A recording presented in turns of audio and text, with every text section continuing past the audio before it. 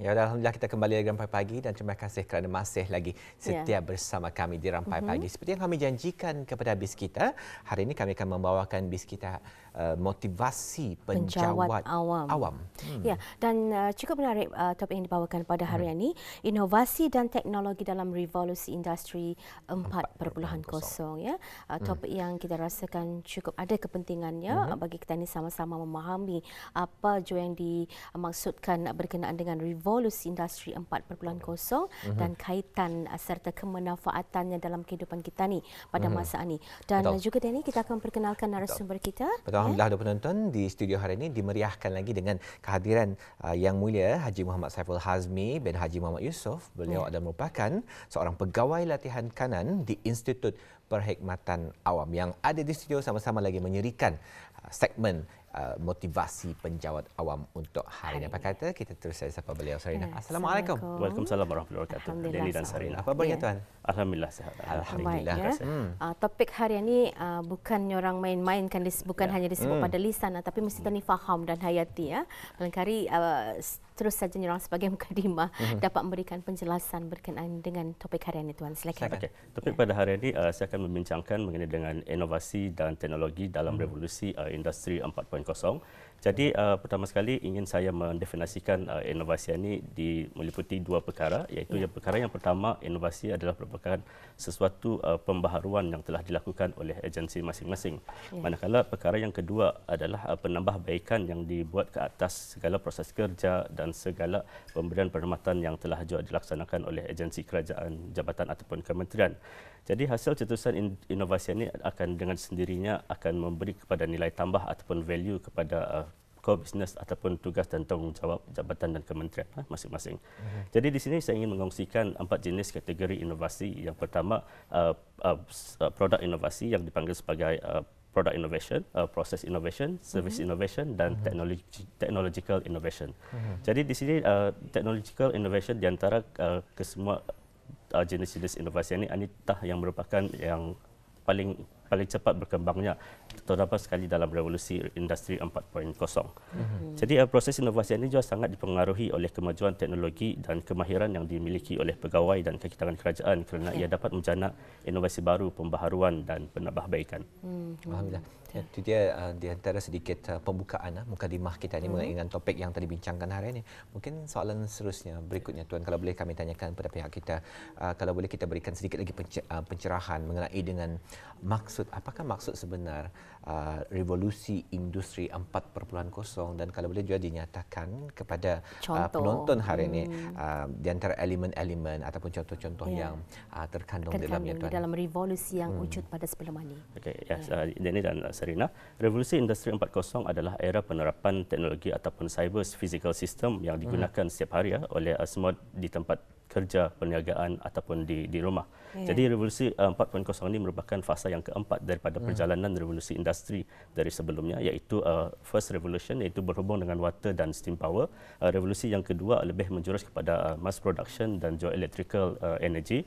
Revolusi yang ketiga yang menjurus kepada elektronik dan IT systems, dan yang terakhir sekali revolusi yang pada masa ini adalah digital connected world ataupun cyber physical system. Jadi revolusi industri 4.0 sebahagian besarnya adalah didorong oleh perkembangan inovasi teknologi dan digital yang telah dihasilkan. Jadi elemen seperti mana yang Denny Sarina tanyakan tadi, antara beberapa elemen ataupun pillars dalam revolusi industri sebagai contohnya adalah seperti berikut, iaitu big data ataupun data analytics, artificial intelligence, augmented reality dan juga virtual reality, Internet of Things ataupun IoT, cloud computing, cyber security, simulation, robotics, system integration dan additive manufacturing. Jadi ini antara hal yang perlu kita faham sebenarnya dalam IR 4.0 itu bukan hanya merupakan sebenarnya disebut-sebut AI ya. Sebenarnya lebih banyak yang terkandung elemen dan juga pillars yang terkandung di dalam IR 4.0 yang termasuknya Internet of Things, juga cyber security atau sudah sebab seperti yang diterangkan oleh tuan sebentar tadi, di mana IR 4.0 ini ia lebih kepada digital connected world ya, ataupun cyber physical system. Ya, betul Sarina. Alhamdulillah. Dan apabila kita bercakap mengenai digital connected world dan sebagainya. Dapat tadi rasanya bersesuaian juga kalau tadi dapat tanyakan pada pihak kita mengenai dengan apakah sebenarnya implikasinya dengan pelbagai elemen yang kita sebutkan, implikasi ataupun kesan, mungkin kalau kita lihat dari segi kesan positif barangkali dia kesan positif inovasi dan teknologi dalam revolusi industri 4.0 itu. Okey, mengenai dengan kesan ataupun implikasi berhubung dengan inovasi dan teknologi dan dalam revolusi industri 4.0, saya akan bermula dengan memaklumkan mengenai dengan kesan positif ataupun kebaikan yang diperolehi daripada inovasi. Yang pertama, dengan adanya inovasi ataupun teknologi baru ini, ia akan dapat mempercepatkan proses-proses kerja kita ni dan dengan sendirinya dapat menjimatkan masa atau yang satu. Dan yang kedua, kita ni akan dapat meningkatkan pemberian perkhidmatan dari segi service delivery. Dan yang ketiga, kita ni akan dapat menjimatkan ataupun mengurang kos di jabatan ataupun kementerian masing-masing. Manakala yang keempat, kita ni juga akan dapat meningkatkan keberkesanan produktiviti dan kualiti kerja. Dan yang terakhirnya, ia dapat memudahkan komunikasi antara pelanggan. Kita ni ambil contoh semasa pandemik COVID-19 yang melanda negara Brunei Darussalam dan negara-negara lain. Kita ni banyak diberi peluang untuk agensi menerokai ataupun melaksanakan inovasi cara baru. Seperti contoh, kita ni akan memberikan perkhidmatan secara online. Dan juga kita ni akan mengoptimalkan teknologi-teknologi yang ada pada masa ini seperti kegunaan untuk work from home, online learning, online meeting, dan saya rasa pun Radio Television Brunei pun tidak terkecuali mengadakan wawancara secara virtual sebelum ini. Jadi itu dah antara implikasi kesan positif dengan inovasi teknologi dalam 4AR. Alhamdulillah. Saya gemar sekali apabila Tuan memberikan pandemik COVID-19 sebagai contoh ni Tuan. Seperti yang kami bicarakan awal pagi tadi Sarina mengenai dengan hikmah semasa COVID-19, bukan hanya memang kita ni akui pada permulaannya merupakan sedikit kesukaran kepada kita ni semua, tapi kalau dilihat dari segi perspektif yang berbeza, perspektif yang positif, terdapat banyak sebenarnya rahmat-rahmat yang boleh dipelajari. Contohnya saja seperti dalam bidang pembelajaran dan sebagainya. Kalau dulu online, tapi masa ini balik bersemuka tetapi masih ada mengekalkan elemen the blended learning itu. Alhamdulillah. Dan kita melihat juga Tuan dengan berlakunya penularan COVID-19 di negara kita ni, mau indah mau kita ni masyarakat dan rakyat sebelum ini disabut saja lebih standard macam orang kalau aku menyabut IR 4.0 ni kena fikir aku ni berpengetahuan, tapi hanya disebut. Dan nyatanya kita ni mau indah mau semasa pandemik penularan berlaku, kita ni belajar perkara tersebut. Dan memang kesannya tu baik dan ia merupakan satu ilmu baik kepada kita ni. Itu memperkatakan mengenai dengan kesan positif. Bagaimana pula cabaran? Adalah tadi mengatakan ia hal-hal negatif, tetapi cabaran yang mau kita ni hadapi juga. Terima kasih. Memang kalau sebelum ini dalam semasa COVID-19 itu dulu kita dipanggil sebagai norma baharu, tetapi pada masa ini ia boleh menjadi sebagai satu kebiasaan pada masa ini. Dan memang cabaran-cabaran ini perlulah kita ni tengani. Contoh-contoh ia mempunyai kesan ataupun kesan negatif ataupun keburukan disebabkan oleh inovasi ataupun teknologi. Jadi antara kesan negatif yang telah dikenal pasti antaranya adalah disebabkan oleh kepantasan teknologi yang memerlukan adaptability dan juga inclusivity untuk memastikan semua peringkat juga merangkumi. Yang keduanya, kita ni mendapati hasil daripada penemuan daripada dalam negeri dan luar negeri, beberapa kehilangan kerja yang telah diambil alih disebabkan oleh automation ataupun otomasi. Dan pada masa ini juga semakin meningkat isu ancaman cyber security dan yang penglibatan kos juga memang diperlukan dalam membangun sistem ataupun application development. Dan di sinilah peranan Institut Perkhidmatan Awam untuk memberikan pasal kita mengetahui adanya keperluan untuk sentiasa meningkatkan kemahiran dan pengetahuan yang sejajar dengan perkembangan semasa.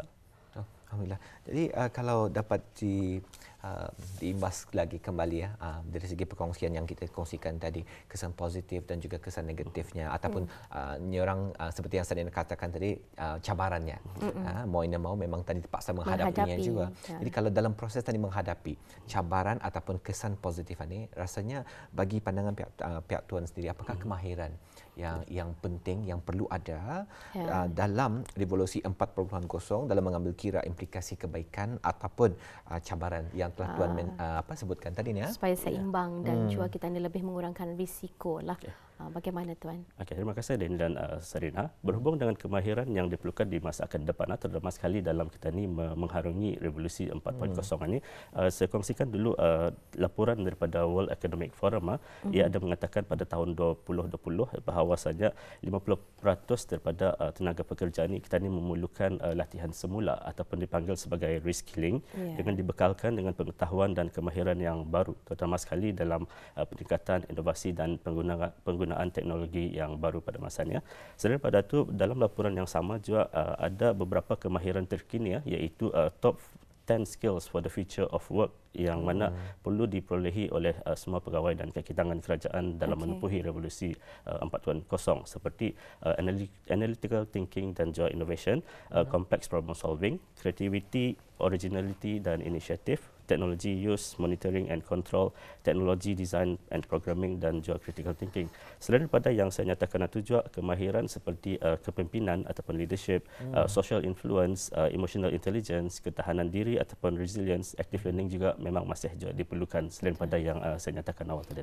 Semakin majunya dunia di era digital ini yang memerlukan kita ni untuk lebih mahir menguasai bidang-bidang berkaitan, dan di sana juga kita ni mau ketahanan mental ia akan tetap berdaya tahan ni barang ini sebenarnya. Jadi konsep mentality dan intellectuality di kalangan generasi kita ni yang diharapkan dalam wawasan Brunei 2035 bukan hanya sekadar berpendidikan, bukan hanya sekadar berkemahiran, tetapi yang lebih daripada itu sebenarnya. Kerana kita dapat melihat secara analisanya di masa akan datang, mungkin 10 tahun akan datang, bukan hanya cabaran tetapi persaingan akan lebih besar dalam pelbagai aspek, umpamanya sektor pekerjaan dan sesuatu yang mungkin berkaitan. Baik, dalam hal ini juga apa peranan IPA ataupun Institut Perkhidmatan Awam dalam meningkatkan lagi dan juga memperkenalkan kemahiran yang diperlukan di masa hadapan? Seperti yang kita dibincang sebelum ini.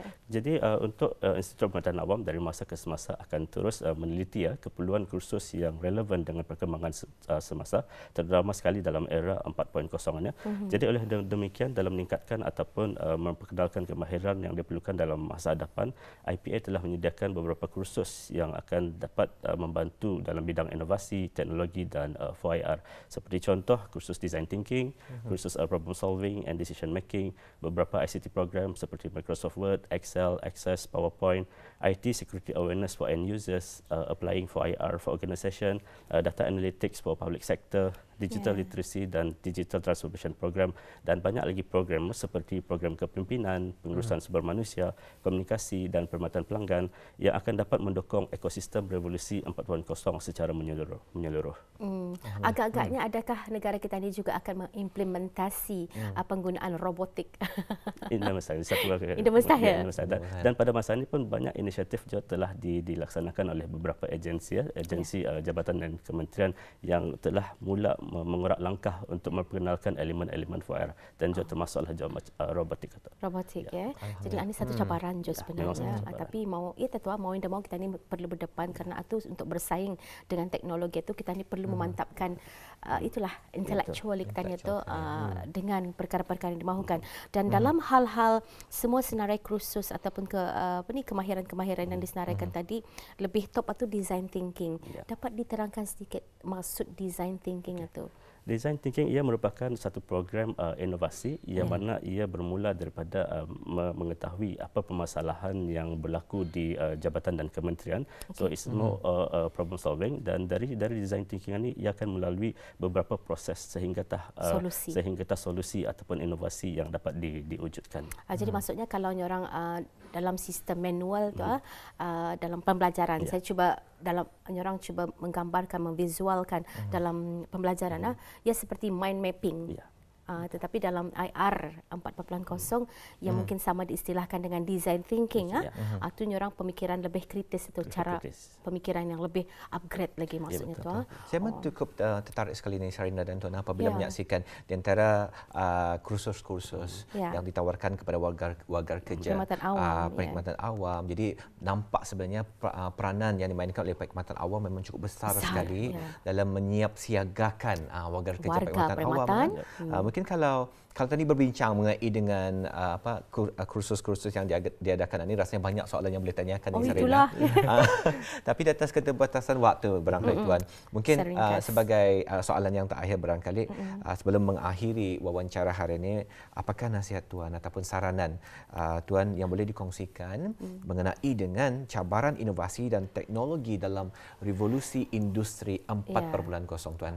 Terima kasih. Saya ada mempunyai 3 saranan yang akan dikongsikan. Yang pertama, saranan yang berhubung dengan inovasi. Jadi kita ni akan sentiasa mengharapkan warga perkhidmatan awam ini supaya akan dapat sama-sama membudayakan inovasi di tempat kerja dengan mengamalkan budaya memberi dan menerima idea dari berbagai sudut dan juga penglibatan semua pihak.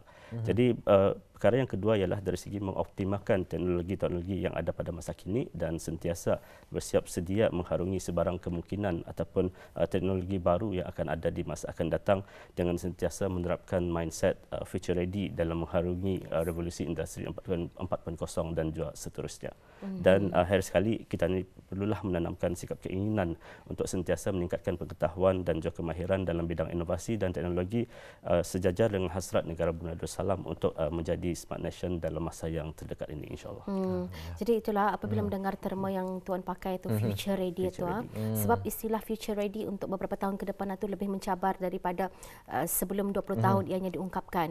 Dari bercangkul go to machinery. Jadi dari machinery lebih kepada sistem elektronik dan sekarang lebih angkat lagi. Jadi kita melihat tahap pemikiran itu mau perlu kita ni push untuk lebih berdaya saing ya sebenarnya. Betul. Kalau kita ni bandingkan dalam 20 tahun lepas, apa teknologi yang ada pada masa yang lampau itu mungkin lagi ada pada masa ini, dan apa yang teknologi yang ada pada masa ini mungkin akan menjamin yang akan masih lagi ada di masa akan datang. Betul. Future ready memang cukup penting sekali, konsep yang memang penting. Alhamdulillah, dan hari ini diberikan peluang ni Tuan untuk sama-sama lagi mendekatkan diri kita ni, memahami lagi apakah sebenarnya konsep future ready sebenarnya dan kepentingannya dalam kemajuan negara kita ni. Baik, terima kasih Tuan, perbincangan kita ni yang begitu produktif pada pagi ini. Membuka mata pastinya bukan hanya ditumpukan untuk perkhidmatan awam, malahan ia cukup relevan untuk kita ni kaitkan untuk semua masyarakat dan penonton kita ni di Rampai Pagi ya. Kenapa teknologi itu pada masa sekarang IR 4.0 itu perlu kita ni ketahui kerana ia akan hidup bersama kita ni. Baik, alhamdulillah kita bersama dengan Yang Mulia Tuan Haji Muhammad Saiful Hazmi bin Haji Muhammad Yusof, pegawai latihan kanan dari Institut Perkhidmatan Awam Negara Brunei Darussalam. Terima kasih Tuan. Assalamualaikum. Waalaikumsalam. Alhamdulillah.